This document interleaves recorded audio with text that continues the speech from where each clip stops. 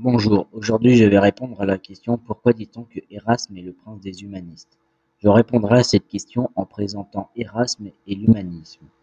Desiderius Erasmus, né à Rotterdam en 1469 et mort le 12 juillet 1536, entre très jeune au monastère. Ordonné prêtre en 1492, il devient secrétaire de l'évêque de Cambrai, qui finance ses études de théologie à Paris.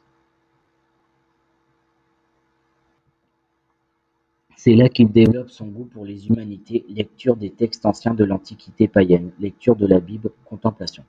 Il entame une carrière d'enseignant qui le conduira en Angleterre, en France et en Italie.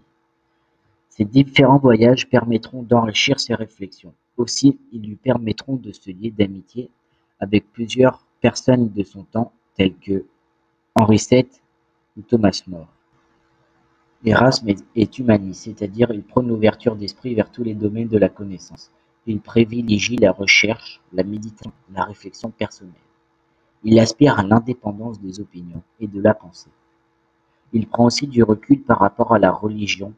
Il souhaite un épanouissement humain par la connaissance et la liberté de la pensée. Cette ouverture profonde sur la connaissance du monde est une rupture avec les certitudes du Moyen Âge. Elle offre à l'homme un approfondissement, une compréhension de sa destinée. Erasme était un grand pacifiste et un homme d'érudition. Il considère l'homme comme un être de culture. On ne naît pas homme, a-t-il dit, mais on le devient par l'éducation et la culture.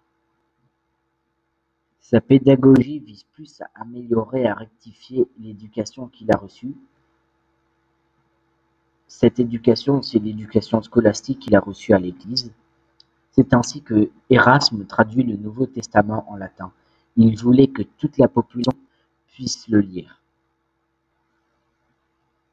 Et pour finir, Erasme est appelé le prince de l'humanisme, car c'est une figure de l'humanisme qui a su conquérir l'Europe tout entière par la maîtrise de ses connaissances et par sa liberté d'esprit.